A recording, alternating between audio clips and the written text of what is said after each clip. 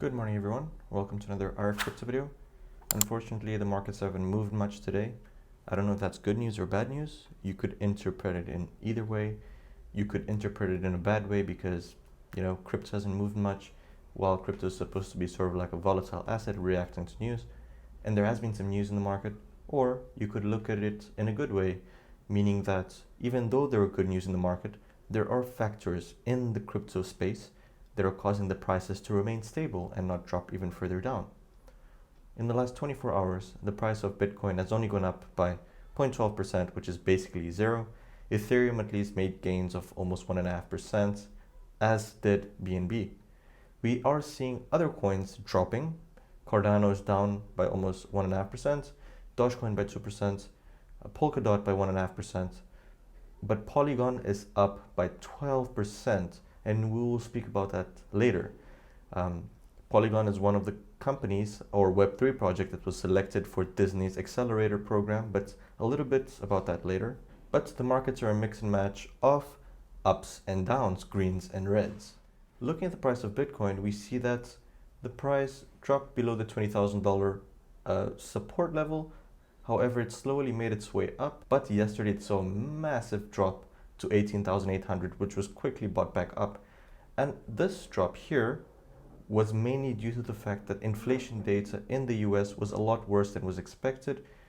Inflation in the US year on year was 9.1%, which is quite bad news because the Federal Reserve Bank has been doing everything in its power to decrease inflation and lead it to a more controlled level. And they did this by reducing their balance sheet and mainly by increasing interest rates. But it doesn't seem to be working because the markets are still overreacting and the markets are still heated up and inflation remains high. And because of this, the price of Bitcoin reacted relatively quickly, dropping down to 18,846. This is fear in the market. People are fearful. People are fearful that there's going to be a recession. People are fearful that the economic downturn is going to be worse than 2008. Which it probably won't be. And this stems from the fact that an increase in interest rates decreases economic activity. And if GDP growth decreases by a lot more than currently is, then we are seeing a recession in sight. And recession fears are very much alive and now look more probable than not because the inflation rate is very high and the Federal Reserve will want to control this by increasing interest rates even further. There were talks that inflation is more controlled, so the Federal Reserve won't need to increase interest rates as aggressively as it did in the past couple of months. However, inflation still continues at over 9% despite Federal Reserve's massive efforts. So what does this tell us? That they won't be able to slow down on interest rate hikes and a recession is more likely now. Celsius, which is a crypto lending platform which was already troubled in the last couple of weeks, finally files for bankruptcy. After weeks of speculation and rumors, lawyers representing Celsius have officially notified regulators that the company is filing for Chapter 11 bankruptcy protection. And its CEO Alex Mashinsky came out and he basically gave a diplomatic sort of speech to the public to not put people in panic and also to save the company and its own image.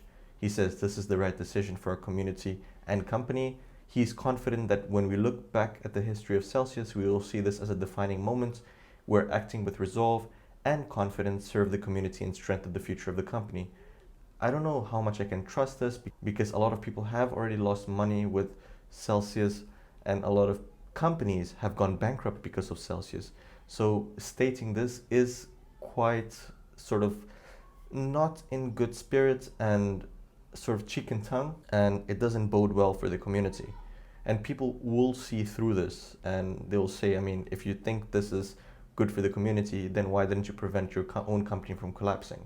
And remember, Celsius's trouble began after the company paused all customer withdrawals and swaps in June, and this was after UST collapsed. And as we know, Celsius had a massive exposure to UST, and with UST's collapse, it also saw its liquidity crisis. And with UST collapsing, it itself went into a liquidity crisis where it couldn't pay back its debtors. And this was due to the fact that they're over leveraged. They're actually arrogantly leveraged, if I may say. Things were going well for them, so they thought, okay, we can take a little bit more risk, a little bit more risk, a little bit more risk, and it didn't do them any good. As we can see, they went bankrupt. And Celsius will spend the next month paying back loans and its outstanding debts totaling $1 billion.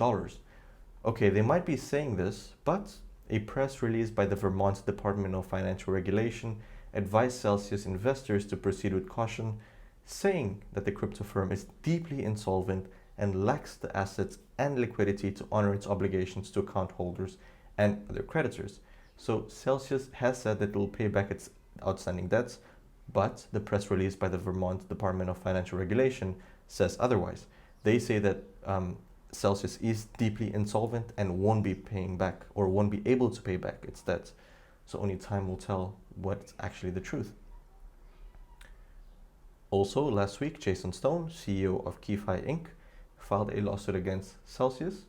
In the lawsuit, Stone alleges that Celsius used customer funds to manipulate crypto asset markets, failed to institute basic accounting controls which endangered some deposits, and failed to carry through on promises, which makes sense because a lot of these companies lost money with Celsius, and now they will see a lot of lawsuits going their way. They didn't put enough protections in place to prevent this kind of thing from happening. And they say that they're DeFi and they're sort of alternative finance, and being so, they should have learned from the mistakes from traditional finance, which they fell in the same pit and they made the same mistakes. So Celsius is now officially bankrupt, one of the most stable and well-known and well-to-do companies in the crypto space has gone bust, unfortunately. On some positive news, Polygon was among the 6 Web3 projects selected for Disney's Accelerator program. So they haven't made any crypto players on its own, being Disney, but now it has multiple crypto companies in its Accelerator program, and leading Web3 company Polygon is among them. So formerly known as Matic, they rebranded in 2021. Polygon is a scaling and interoperability framework for building Ethereum-compatible blockchain that seek to address some of Ethereum's significant limitations, such as limited throughput and poor user experience. And this was due to the fact that Ethereum had these problems with congested networks and extremely high fees, but now with Ethereum 2.0 coming out, all of this will be solved. But Polygon, already being established in the market, will continue to play a big role building these Ethereum-compatible blockchains in the ecosystem. So joining Polygon in the series class are Web3 social app FlickPlay, AI platform Inworld, Web3 storytelling platform Lockverse, augmented reality company Red6, and Obsess, an experimental e-commerce platform in the DeFi space. So there are a couple of big names in Disney's Accelerator program, which is quite good news.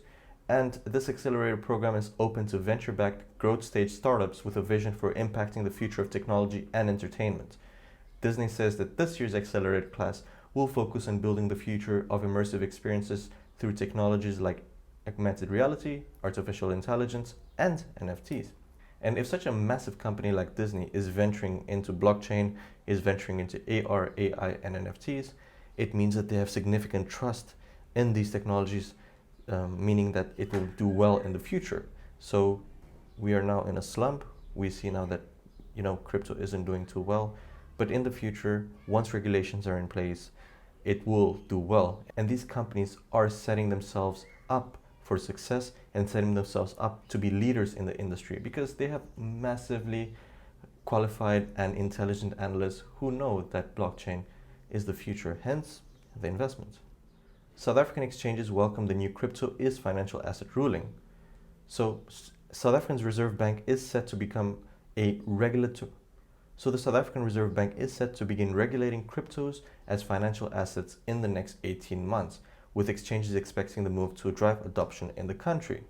So the cryptocurrency space has been left to develop organically in South Africa with no clear-cut regulations issued by the South African Reserve Bank until recently. Also, South Africa has become a leader in crypto adoption, especially in Africa and in the world, with more than 6 million South Africans estimated to own some form of cryptocurrency. And now regulations are in place, and now crypto asset service providers will be required to obtain financial services provider licenses from the South African Reserve Bank, and now it will be easier for the public to identify a trusted and licensed platform because they will have a license from the South African Reserve Bank. it will create a barrier to entry for those platforms with no regard for security of customer funds and customer information. Also, it's been suggested that proof of reserve verification and the adoption of AML and CTF policies should be of priority because these will be law in some time. So if they can adopt this early, then the public can make sure that these companies are robust and solid, and it will create trust in the public.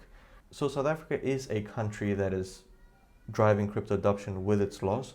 It's doing very well, and it's pleasantly surprising to see South Africa, who I at least expected to do so, to be implementing clear-cut regulation and very crypto-friendly regulation, if I may say, to drive crypto adoption. And I mean, adoption is already high with 6 million people out of 60 million, which is 10% of the total population owning some sort of cryptocurrency. In future, I think this percentage will go higher, and hopefully most of the population owns some form of crypto or digital asset in the coming years. And with that, we come to the end of today's video.